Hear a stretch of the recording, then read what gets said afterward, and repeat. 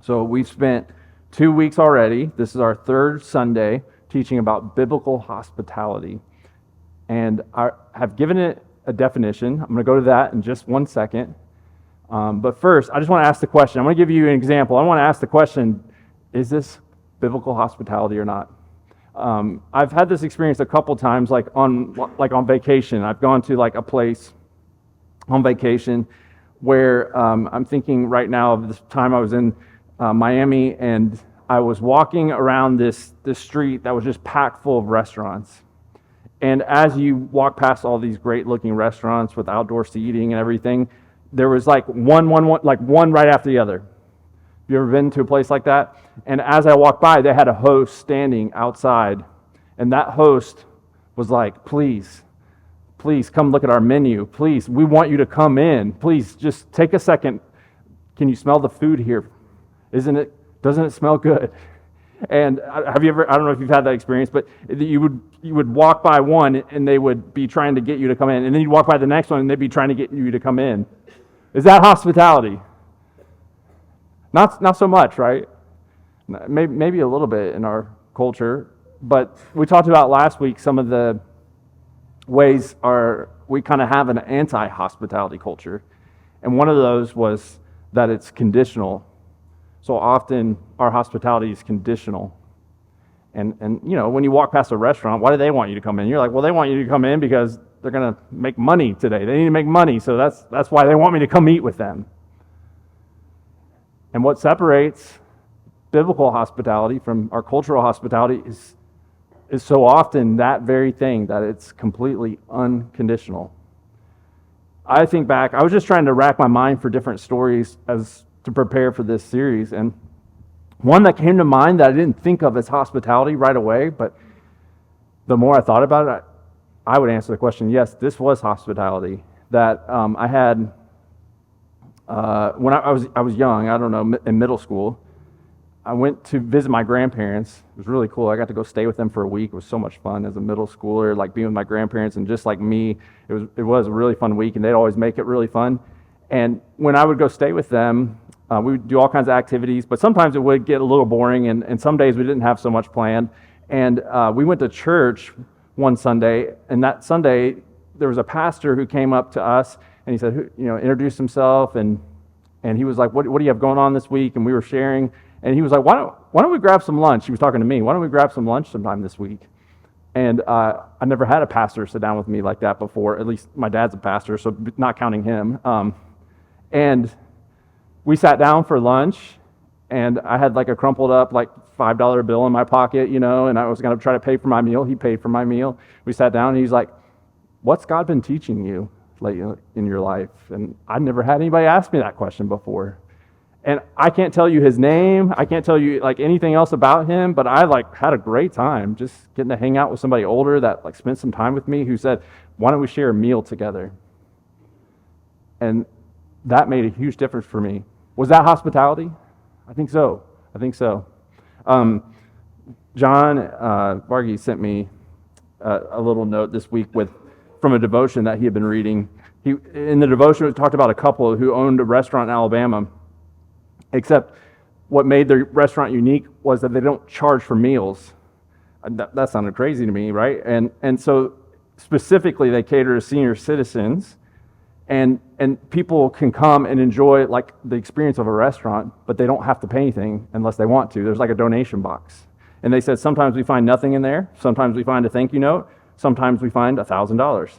But always we have everything we need. So this couple had taken all their savings to build this restaurant so that people could come and like experience that kind of hospitality, to go to a restaurant where you don't have to pay. Pretty cool. Here's the definition.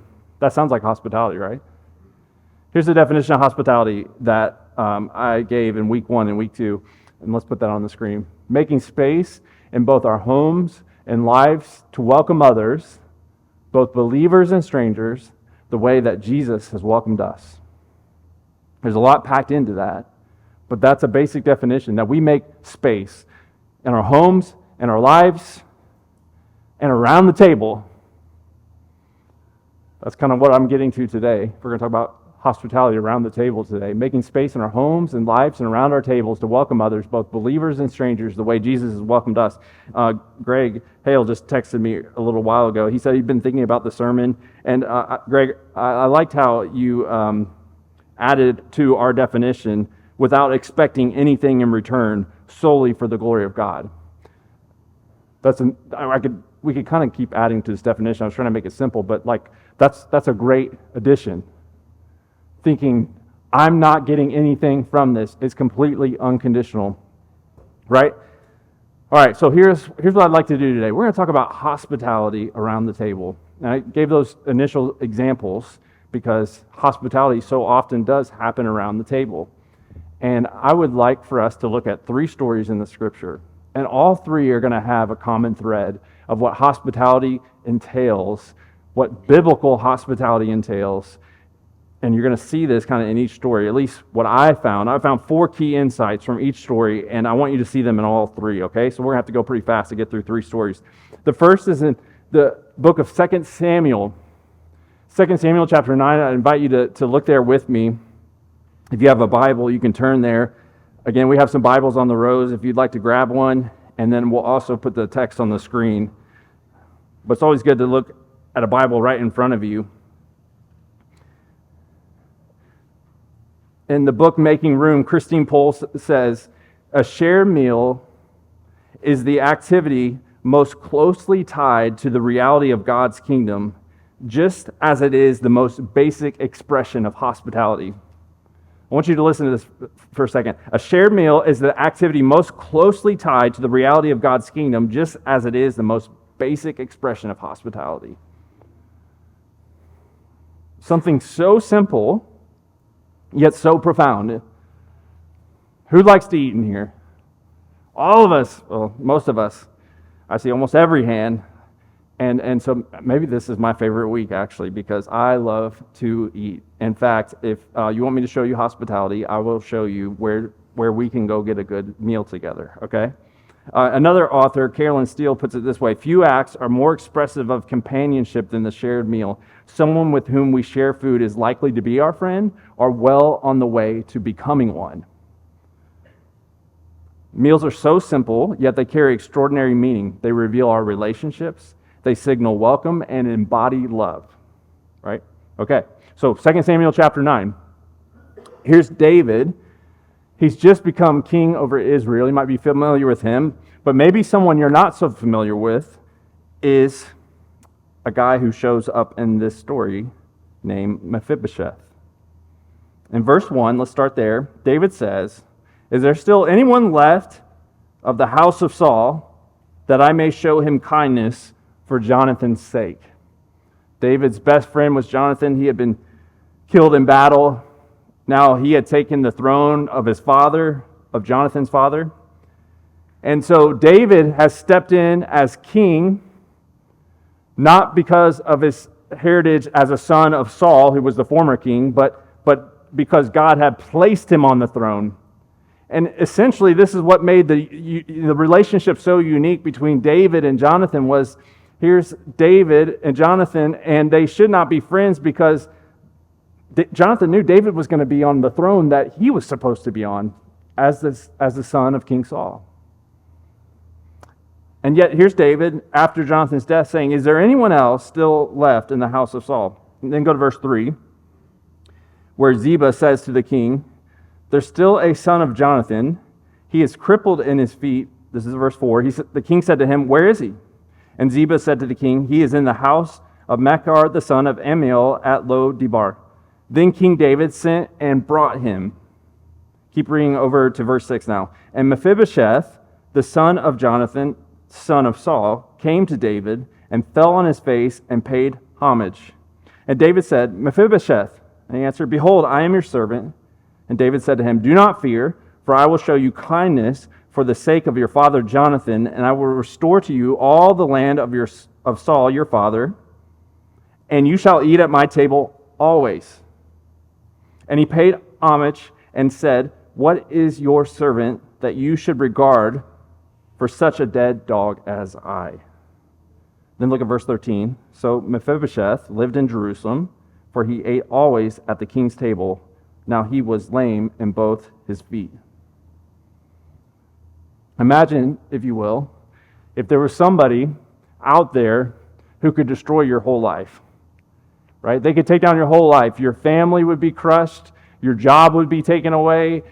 Like your whole identity would be over if this person acted in a way maliciously towards you. They would have the power in their hands to just knock your life completely over and upend it. Now imagine that person existing out there and you saying, you know what? I would like to find someone to invite over to dinner, and that's the person I'm going to invite over.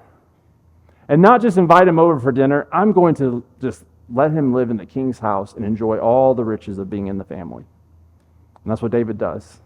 David extends this welcome to a man who if the right resources had come along and some people who had been holdouts for Saul and would have been like, you know what, let's bring Saul's family back onto the throne, very easily could have been that David could have gotten knocked off the throne. David could have lost all that he had in that moment to invite someone like Mephibosheth, even though he was lame, back to the throne, back to the king's house. And here's what I want you to see. Here's what happens when true biblical hospitality happens. Here's 4 insights that I want you to take from this story. Here they are real quick. There's an intentional invitation. I think this is really important. Today, the goal for me is to get really practical. I hope in the first couple weeks of this series that you felt like, okay, now I understand where hospitality originates from. It originates from a heart that grasps the gospel, that knows that Jesus welcomed me, and in the same way, I welcome others. And I can't ever welcome others. I can't do that without first really receiving his welcome. And now I want to get practical. Now that we've received that and we can live in that identity, here's practical ways we do that. There's an intentional invitation for all of us that can look like in our life, us thinking, praying about, inviting others into community, into some sort of hospitality. And that's what David does for Mephibosheth. He seeks him out. He seeks him out. And he says, I have a place here at the table for you. It's not Mephibosheth saying, hey, can I get some crumbs from the king's table? It's David saying, hey, you come and live with me. Second, there's an undeserved welcome. I want you to consider what Mephibosheth did to earn his spot at the king's table. Think about what he did to earn his spot at the table. How he was brought into the king's house to eat from the table day after day, to be a part of not just the food around the table, but to be restored in a way where he's welcomed and he's known and he's a part of the community. What did he do to earn that? Nothing. He did nothing. There's an undeserved welcome. Number 3, there's a radical inclusion. This is a royal table, and Mephibosheth is welcomed as a full participant. It's not like, okay, here's the cool kids table, and you sit over there. Or, at Thanksgiving, we have the adult table, and then we have the kids table, and you're like, when do I graduate from the kids table and make it to the adult table, right? And it's not like that. There's not a second class table and a first class table. Here, Mephibosheth is at the king's table, and there's no condition. He's welcomed in without any kind of earning on his own. I felt a little bit this way when we were at a church this summer when our team went to Central Asia. I can't remember if I told this story or not, but we arrived in Central Asia on a Sunday morning. On that Sunday morning, we went to church with our host, and we got to church, and it was a nice 2-hour service, just like ours is going to be today. It was really beautiful. And after the service, though, no one left, and our friends turned to us. We didn't really know what all was going on. Our friends turned to us, and they said, I think there's a wedding today. We're like, really? Should we leave? Are we invited? And they're like, I don't know. Maybe we should leave. I'm not sure. And so there's a lot of stirring, and another one of the elders of the church comes up and says, hey, we're gonna have a wedding, and this is what's going to happen. And I kept wondering, I feel like we should leave. We're kind of intruding here. We're just these unknown guests to these people. Why would we be at their wedding? Now, it was a pretty intimate crowd, maybe 50 people, maybe, I don't know, something like this room in here. And so we felt like everyone knows each other. Maybe we should not be here.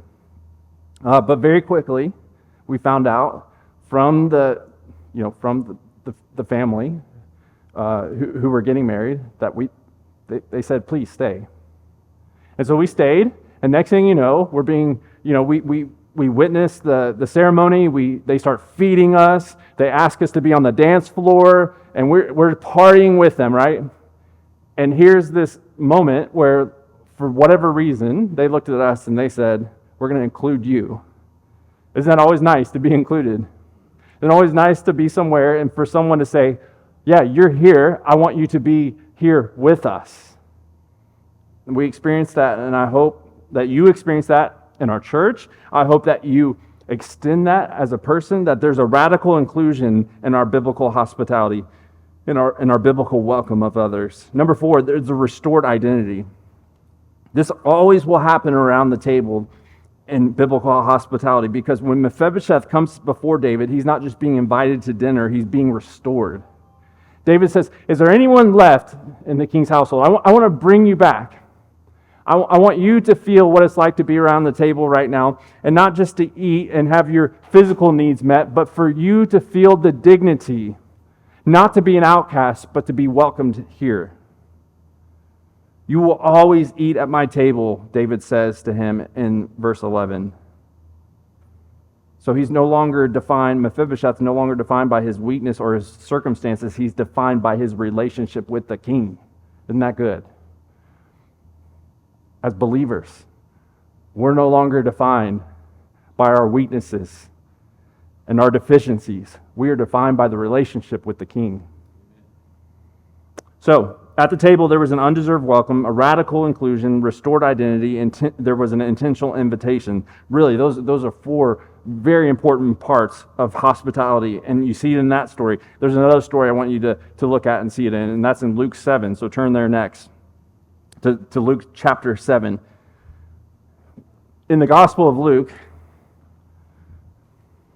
and I hate to even say this, but we have plans to study through the Gospel of Luke 1 year from right now. So if you hold on for another year, we're going to study through the whole Gospel of Luke, okay? We've already got a plan. It's coming in fall semester of 26, all right? But for right now, I'll just give you a little teaser. In the Gospel of Luke, we see multiple places where it said, the Son of Man came. Basically, here's why Jesus came. And this is, I pulled this from Tim Chester's book called A Meal with Jesus. And here's the first one I want to point out to you. In Luke 10:45. I'm sorry, in Mark 10:45. This is in Mark. I'm sorry, there's 3, I messed up the whole thing. There's 3 places in all the Gospels where it says Jesus came, the Son of Man came. And here's the first one, Mark 10:45. Let me show you that one first. The Son of Man came not to be served, but to serve and to give his life as a ransom for many. I'm sure you've heard that verse before. Why did the Son of Man come? He came not to be served, but to serve and give his life as a ransom for many. We know that. We know that was Jesus' literal mission, was coming for us. Number 2, right along the same lines, in Luke 19:10, it says the Son of Man came to seek and save the lost. That was his mission, right? Now, before I get to number 3, I want you to think. Can you think of another place where it says the Son of Man came in the Gospels? What it said, he came. Here it is. Ready? The Son of Man has come eating and drinking. That's the 3rd reference to it. And this reference was in effect of what everyone was saying about Jesus. They said, hey, you know that guy Jesus, he's kind of making a ripple effect out there. He's doing some things and we're taking notice of it. And he's the guy who's always eating and drinking. Isn't that funny? He's always eating and drinking like that. So Tim Chester says that if you look at the first 2, you say, this is why Jesus came. And really the 3rd one is how Jesus would come about his mission. The why and then the how. In the Gospel of Luke, this is pretty crazy. If you think about the Gospel of Luke, here's a little teaser, like I said. In Luke 5, Jesus eats with tax collectors and sinners. Basically, here's how one theologian put it. In Luke's gospel, Jesus is either going to a meal, at a meal, or coming from a meal. So in Luke 5, he eats with tax collectors and sinners. In Luke 7, he's anointed at the home of Simon the Pharisee during a meal. In Luke 9, Jesus feeds the 5,000. In Luke 10, Jesus eats in the home of Mary and Martha. In Luke 11, Jesus condemns the Pharisees and teachers and a lawyer at a meal. In Luke 14, Jesus is at a meal when he urges people to invite the poor to their meals rather than their friends. In Luke 19, Jesus invites himself to dinner with Zacchaeus. In Luke 22, we have the account of the Last Supper. In Luke 24, the risen Christ has a meal with 2 disciples in Emmaus, and then later eats fish with his disciples. So Jesus liked to eat. That's comforting, right? Okay, if you want to be like Jesus, we need to eat today. We need to share a meal today, all right? So that's one takeaway for you, okay? Now, Luke chapter 7, this story in particular, I want you to see these 4 insights again. Maybe you can pull them out yourself now that you know them. An intentional invitation. One of the Pharisees asked him, this is verse 36, one of the Pharisees asked him to eat with him. So it would seem at first that the Pharisee's being the host. What you're going to find is the Pharisee doesn't serve as host much longer than just the invitation. So Jesus went into the Pharisee's house, and he reclined at the table. And behold, a woman of the city, who was a sinner, when she learned that he was reclining at the table in the Pharisee's house, she brought an alabaster flask of ointment. In that culture, in that day, it would not have been unusual to have a dinner party that was basically public. The Pharisees would have been at the top of the society. They would have had a lot of resources, and word would get around. There's a certain meal taking place this week, and at the end of the week or something, and it's going to be so-and-so's house, and there's going to be this person. Oh, and did you hear that Jesus, that new rabbi, he's going to be there? Very interesting. Maybe we'll come check it out. Because if you weren't invited to the meal, you would have permission basically to watch what was happening from the courtyard. And so here's Jesus eating with the Pharisees, having this conversation, and this woman knows about it. She's heard about the dinner party that's happening, and she stops in, and she anoints Jesus' feet. She weeps, and she begins to wet his feet with her tears and wipes them with the hair of her head. And she kissed his feet and anointed them with ointment.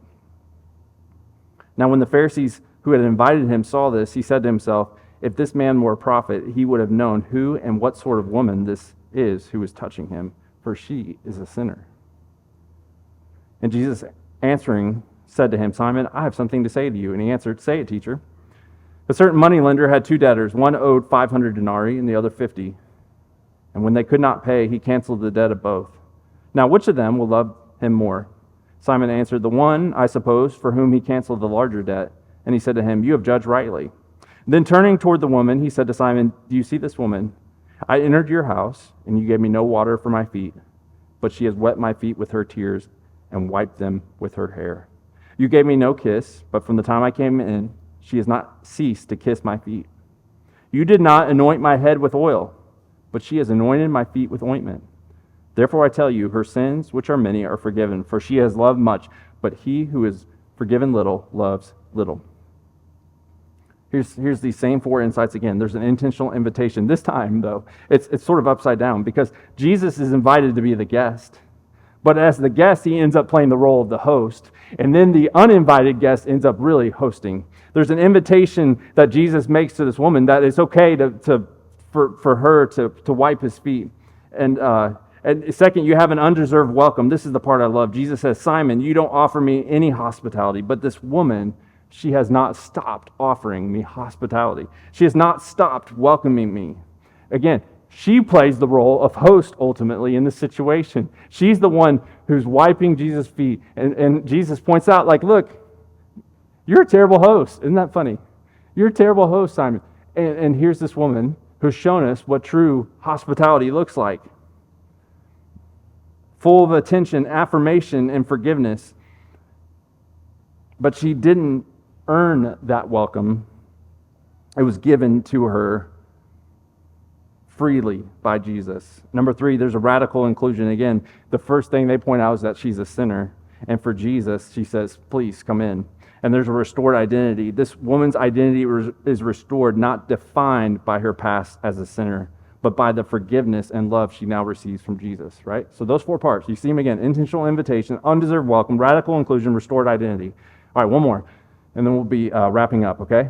I want to give you a little application. This story is in John chapter 21. And of all the things you would think about Jesus would do, after he has gone through his crucifixion, he comes back from the grave. He's alive. He's making himself known to all these people. After all that, you might ask the question, like, okay, like, what would it have been like to interact with Jesus after he was back from the dead? Well, it was pretty simple. Because in this story in John chapter 21, the disciples have gone back to fishing. Peter's like, hey, let's go fish. The disciples, they go back to fishing. And they're not having a very good day, and Jesus gives them some direction, and he says, hey, go over here. And it's very reminiscent of when Jesus first calls his disciples, right? And so they drop the nets down, and they pull in a large number of fish. John points out the number, 153. And they pull in that large catch of fish, and Jesus is like, okay, bring some fish over. He says, I'm cooking breakfast. It's like one of my favorite things. Of all the things Jesus could do, all the ways he could have been exalted, all the ways in which he, like, I don't know, I would picture Jesus being after his resurrection. He's sitting on this beachside lake, and he's like, hey, I'm cooking some breakfast. Bring the fish over. We're going to have a meal. And this meal is so, so important. Because you know the story of Peter, that he had rejected Jesus. When there was a crunch and his life was at stake, Peter denied Jesus. When the people said, no, weren't you one of his disciples? He said, no. 3 times, right? He denied Jesus. So Jesus says, let's come over, let's have a meal. And in that meal, while they're eating some fish, fresh caught fish on the beach over a fire. That sounds good, right? I don't even eat that much fish, and that sounds great to me. Jesus talks to Peter, and it's through that meal and through that ministry that Jesus extends to him grace and love and what we know to be the gospel. And it was over a meal. It's like, can you see it? That hospitality and the gospel and loving our neighbor, they're just all wrapped up together. And that's why we say hospitality is our fabric, not just because, you know, it's like in the South, we're supposed to be welcoming and it's like a cultural thing. No, it's a biblical thing. And it's truly the way that we can walk out loving our neighbor. It's truly the way we can walk out the gospel and image the gospel. And once again, it involves an intentional invitation that Jesus sought after Peter. It's an undeserved welcome that even though Peter had rejected Jesus, he says, Peter, come, spend this meal with me. It's a radical inclusion. None of the disciples deserved to be there, but Jesus invited them in. And then fourth, it's restored identity. You do ministry around the table.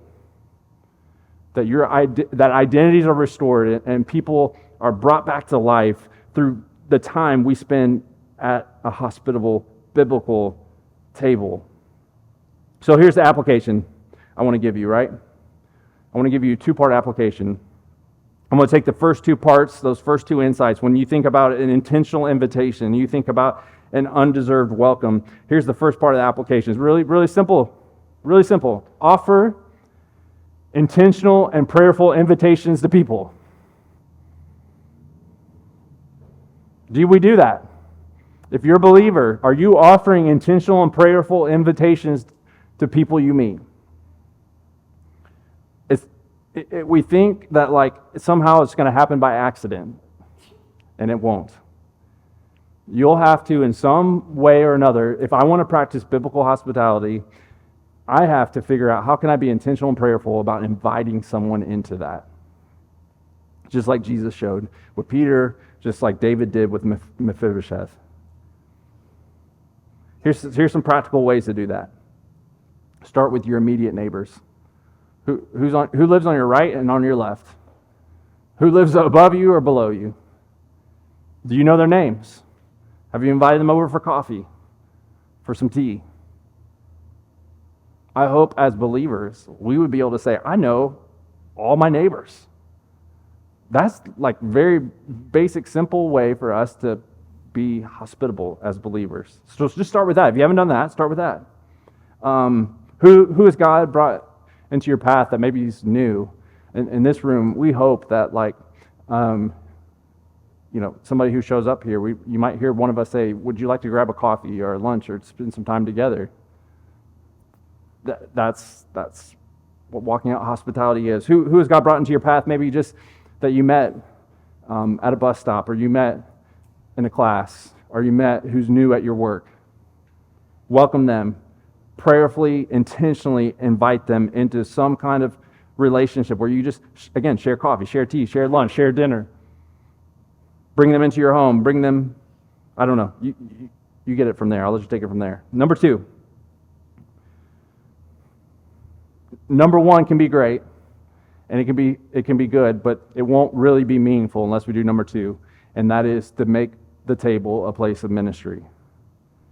We want the table to be the place where God's kingdom is lived out.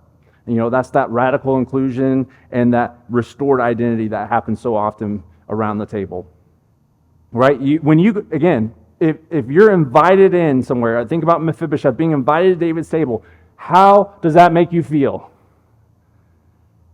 And we, as people of God, get to extend that to others. As we welcome people in, we hope we make them feel that way.